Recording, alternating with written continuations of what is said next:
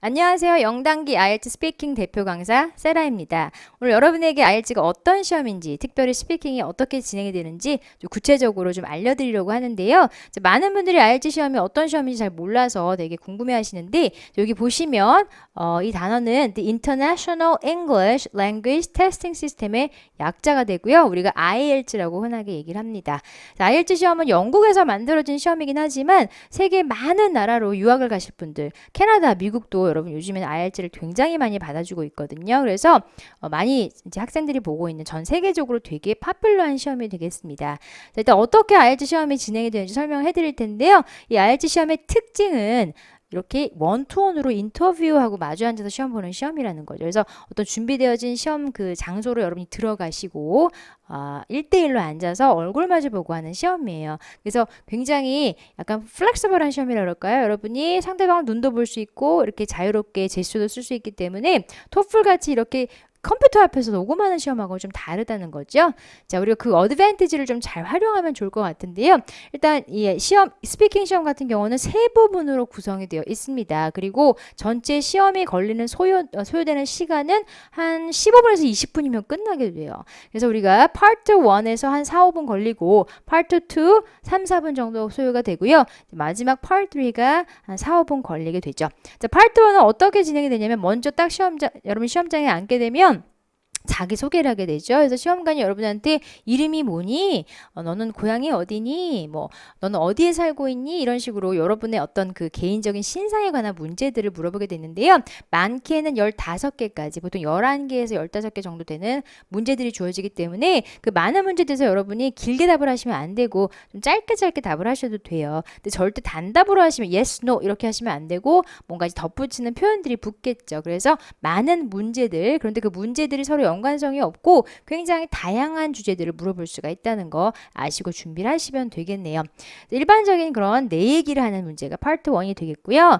자, get to know를 하고 나서 파트 2에서는 시험관이 어떤 토픽 카드를 하나 줍니다. 여러분이 그 주어진 카드 속에는요, 어떤 주제가 하나 있을 거예요. describe 하면서 뭔가를 묘사해라는 주제가 써 있을 텐데 그 주제에 대해서 여러분이 1분 동안 생각할 수 있는 시간을 주거든요. 그래서 1분을 충분히 활용을 하셔야 돼요. 시험관이 이제 ready 하고 이제 녹음할 준비가 됐니? 라고 물어볼 때까지 여러분이 이제 생각을 해야 되는데 그냥 가만히 생각하는 게 아니고 실제로 펜하고 그리고 페이퍼가 주어지거든요. 그래서 여러분이 종이에다가 거기에 써 있는 아웃라인대로요. 그러니까 이 시험관이 듣고 싶어하는 문제들이 있거든요. 거기에 맞춰서 하고 싶은 얘기, 할 이야기들을 조금 적어 주셔야 돼요. 실제로 필기하는 걸 좀 지켜보고 있기 때문에 토픽 카드에 맞춰서 하고 싶은 얘기를 좀 적어보는 시간이 1분이 되겠고요. 1분이 끝나고 나면 2분 동안 이야기를 하셔야 돼요. 1분은 좀 짧고 적어도 1분 이상이라고 얘기를 해주는데 2분이라는 시간 동안에 여러분이 이제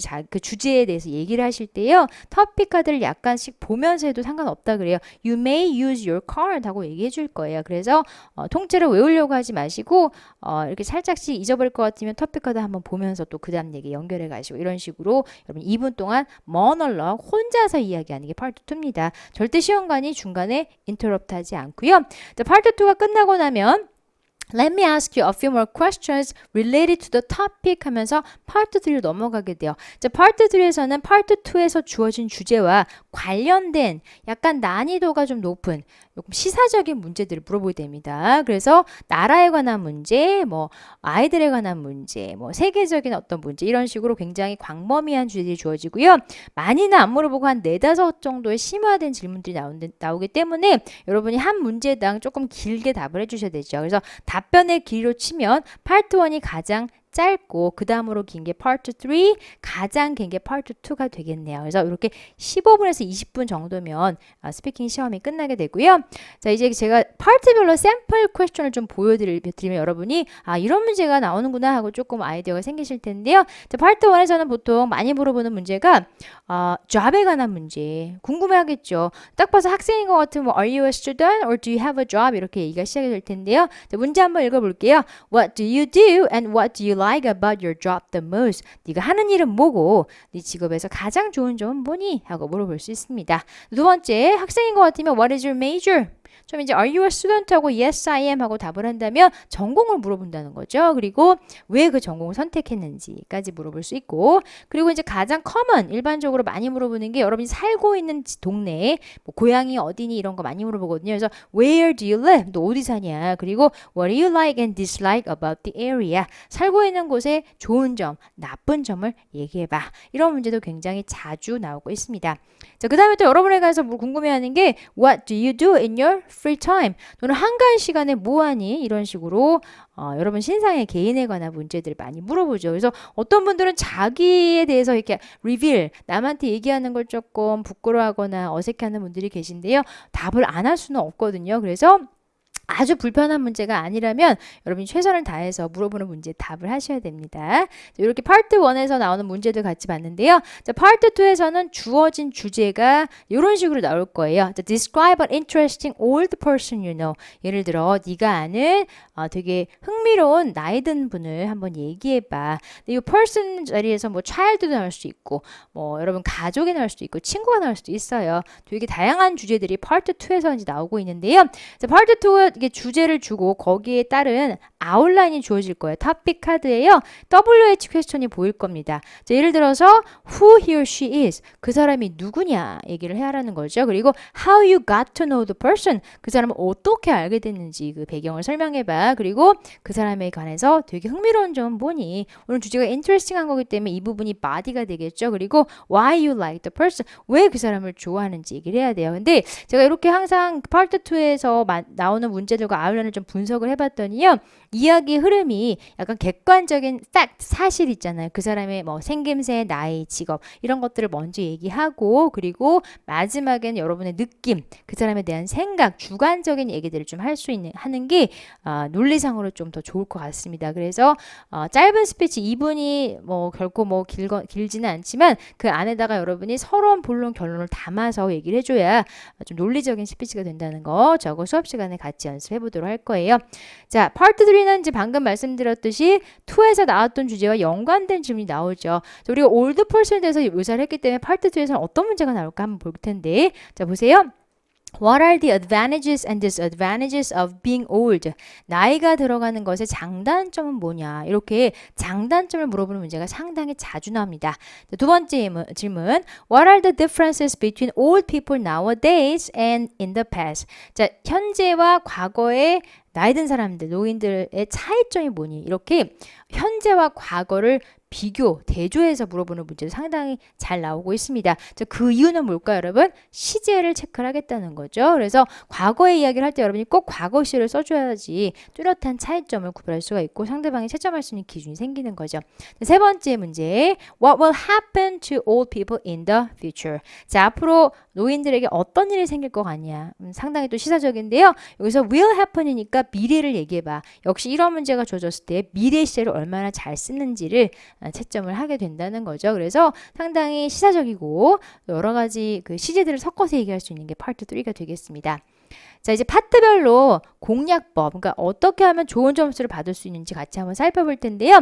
자, 파트 1에서는 문장의 길이 자체가 일단 별로 길지 않아야 되거든요. 그래서 뭐 두세 문장 정도면 충분하게 돼요. 워낙 문제 개수가 많기 때문에 너무 길게 답을 하면 오히려 중간에 자르게 됩니다. 그래서 여러분이 두세 문장으로 답을 하는데 답을 할 때 이 문제들 자체가 연관성이 거든요. 그러니까 굉장히 갑자기 쿠킹 물어봤다가 갑자기 뭐 프리타임 물어봤다가 갑자기 학교 물어봤다가 막 이래요. 그래서 여러분이 이런 거 왜 물어보지 하고 너무 궁금해하지 마시고 그냥 그 문제들 자체를 잘 이해하셔야 돼요. 어떤 분은 문제를 이해 못해서 좀 약간 동문서답하는 경우도 있거든요. 그럼 시험관이 그냥 무시하고 다른 문제로 넘어가게 돼요. 얘가 내 질문을 못 알아들었네 이렇게 되거든요. 그래서 그 문제들을 잘 이해하시고 리스닝 하시면서 이해하시고요. 거기에 맞는 정확한 답을 할 수 있는 순발력을 키우는 게 중요해요. 자, 어떤 문제가 딱 주어졌을 때 파트 1은 준비할 시간을 주지 않고 인스턴틀리 답을 하셔야 되거든요. 그래서 바로 이해하고 바로 답할 수 있도록 평상시에 연습을 하셔야 됩니다. 그게 어떻게 보면 굉장히 중요한 스트래티지가 되겠네요.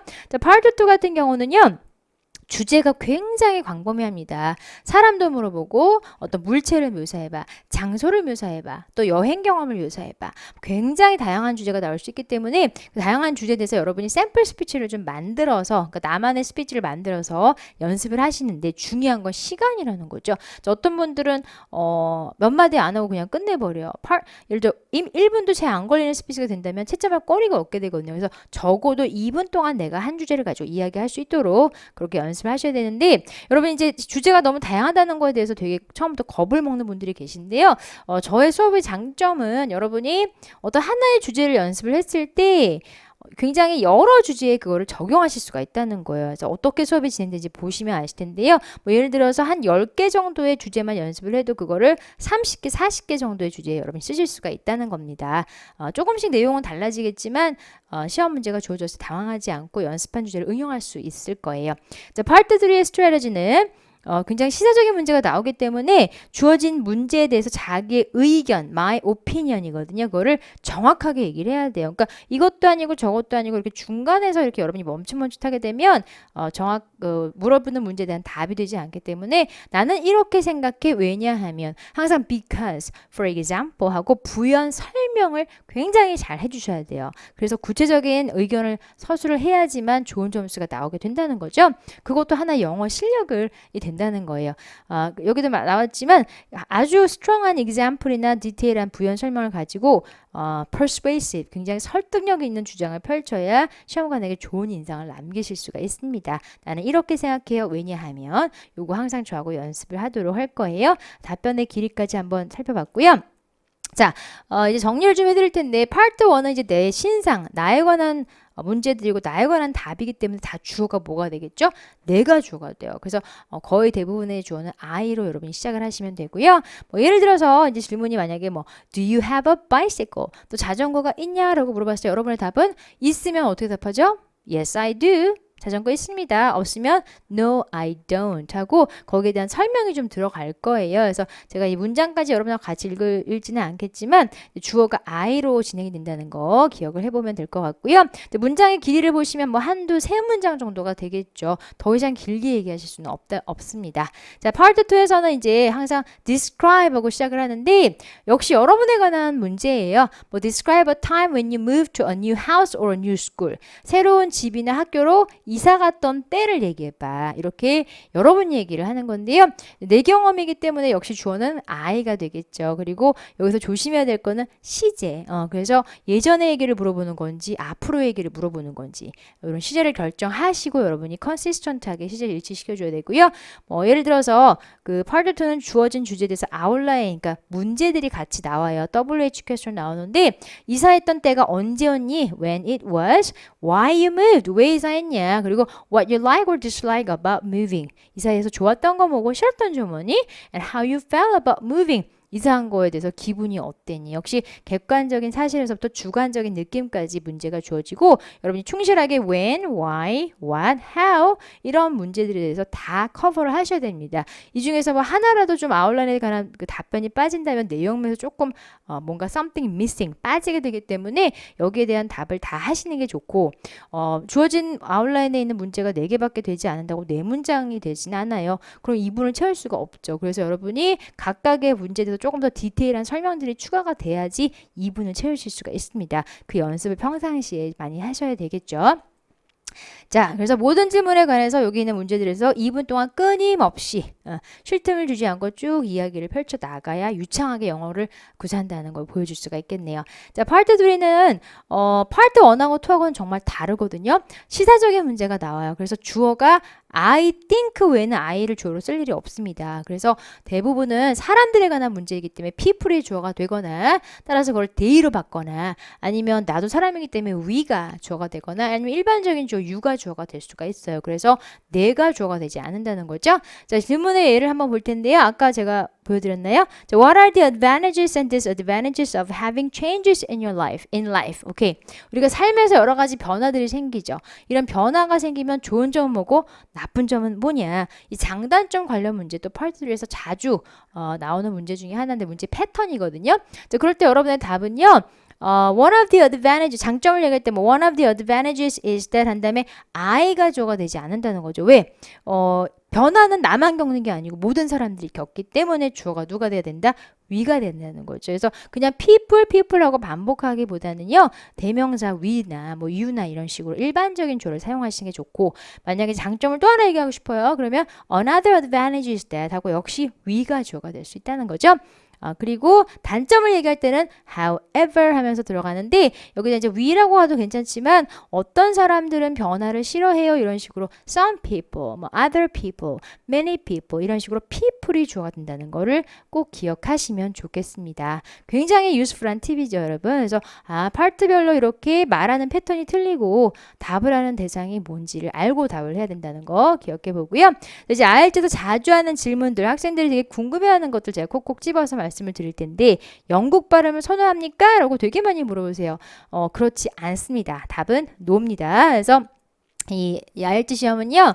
인터내셔널 어떤 그 영어라는 것 자체가 국제 언어이기 때문에 발음 가지고 만약에 점수의 채점 기준이 달라진다면 그건 디스크리미네이션이 되거든요. 그래서 발음은 명확한, 클리어한, 상대방이 알아듣기만 하면 되죠. 어떤 발음을 해도 그것은 전혀 채점 기준에 영향을 미치지 않습니다.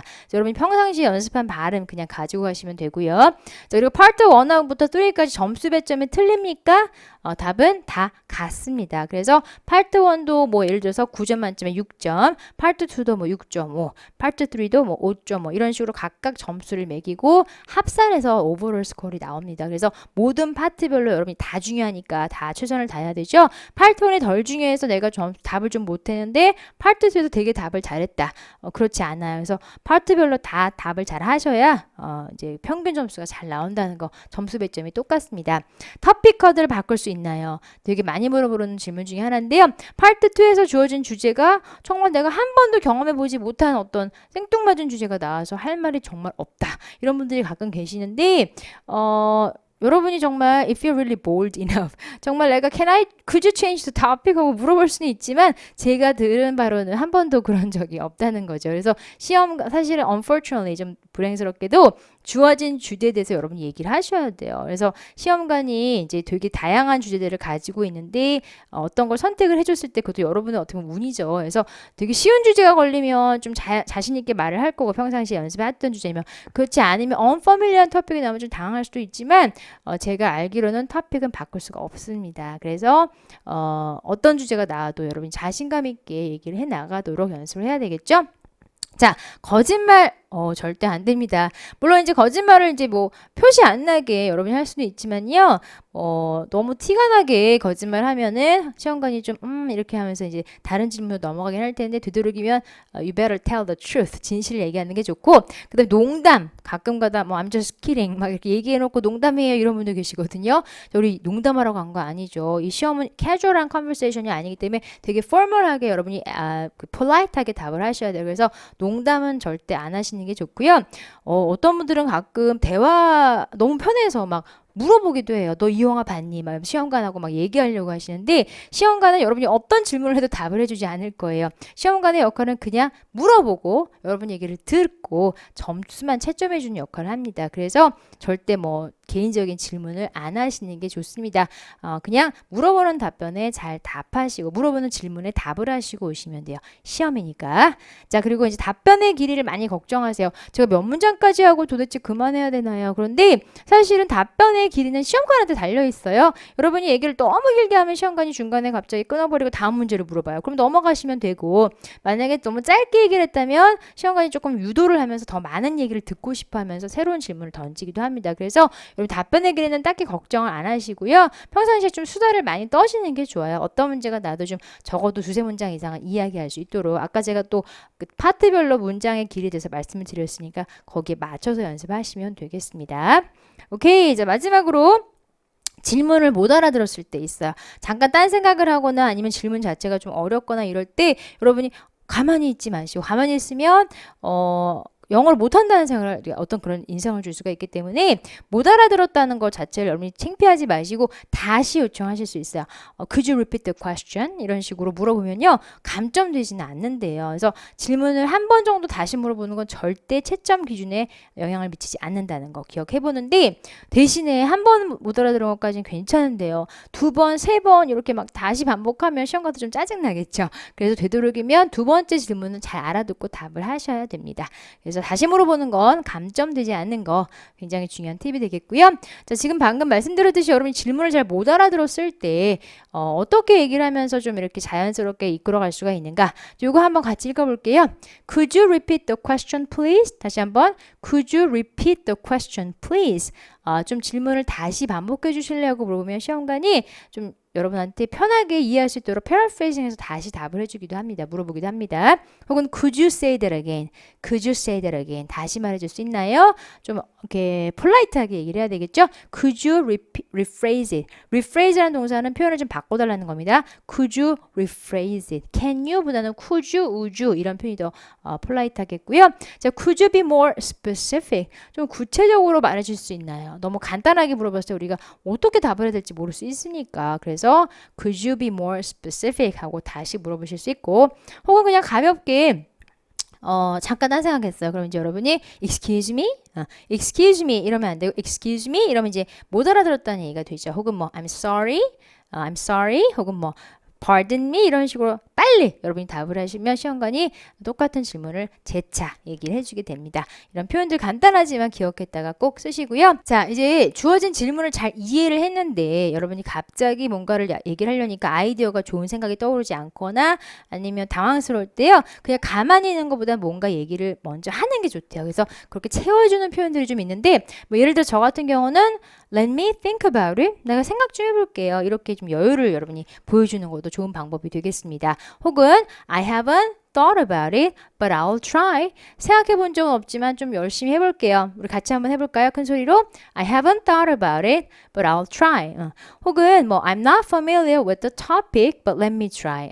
그 주제가 익숙치는 않지만 특히 뭐 part 2 같은 경우에 topic 자체가 unfamiliar 할 수 있는데 그럴 때 해볼게요 라고 최선을 다하는 자세 but let me try 이런 표현도 굉장히 도움될 것 같고요. 자, 조금 어려운 문제가 나왔을 때 솔직하게 well, that's a difficult question. smile 웃으시면서 여유를 좀 보이고요. But let me try. 오케이. 그래서 좀 어렵지만 해볼게요. 이런 식으로 That's an interesting question. 이런 표현도 괜찮을 것 같습니다. 자, 이제 여러분 이제 이야기를 하다가 중간중간에 좀 약간씩 break, pause를 넣을 때가 있어요. 왜? 너무 숨이 차거나 문장이 길어지면 쉬어주거나 아니면 이제 생각이 좀 부족해서 아이디어가 또 더 많이 제너레이트 해야 될 때는요. 잠깐씩 쉬어줘야 되는데 쉴 때 많은 학생들이 이제 평상시 습관이 막 나오거든요. 막 이러면서 막 한국말도 막 튀어나오고. 자, 그런 거보다는 조금 더 우리가 유창하게 영어를 많이 해본 사람처럼 표시를 하려면요. 이런 표현들을 섞어주시는 게 좋아요. 중간에 하고 좀 쉬어주거나 뭐 well 이렇게 쉬어주거나 actually 이러면서 여러분이 생각을 좀 하면서 이야기를 연결해 가시면 됩니다. 다시 한번 well 이야기 시작하기 전에 좀 pause 갖고 싶을 때요. actually 이런 표현을 하면서 얘기를 시작하는 거랑 그냥 막 시작하는 거랑은 조금 더 느낌이 다를 수 있거든요. 많이 영어를 이야기한 사람들은 이런 표현들을 잘 섞어줍니다. 한번 여러분이 섞어서 얘기해 보시고요. 자, 이야기 다 끝나고 스피치 끝나고 나올 때 그냥 일어나서 나오면 조금 더 루드하게 보일 것 같아서 뭔가 인사를 좀 하고 싶어요. 근데 뭐 딱히 뭐 특별한 폼이 있는 건 아니고 그냥 굉장히 가볍게 Thank you for your time 이 정도면 굉장히 간단하면서 좋은 표현이 됩니다. 그래서 시간 내주셔서 감사합니다. Thank you for your time 하고 나오거나 아니면 뭐 Nice talking to you 굉장히 얘기해서 즐거웠어요. It was nice talking to you. Bye 하고 나오거나요. 아니면 뭐 다른 표현이 있을까요? 뭐 See you later 사실 이거는 별로 좋은 표현이 아닐 것 같아요. 여러분 인터뷰 다시 가고 싶지 않으시죠? 한 번에 좋은 점수 받고 싶기 때문에 보통 뭐 thank you, bye 하고 나오시면 될 것 같습니다. 자, 우리 이렇게 끝인사까지 같이 연습을 해봤는데 더 많은 얘기를 좀 여러분한테 해주고 싶지만 이제 실제 강의를 통해서 구체적으로 또 파트별로 또 필요한 전략들 또 알려드리도록 하겠습니다. 오늘 제가 소개한 IELTS가 어떤 시험인지 되게 재밌을 것 같지 않나요? 저거 인강에서 만나서 연습해 보도록 하겠습니다. 감사합니다.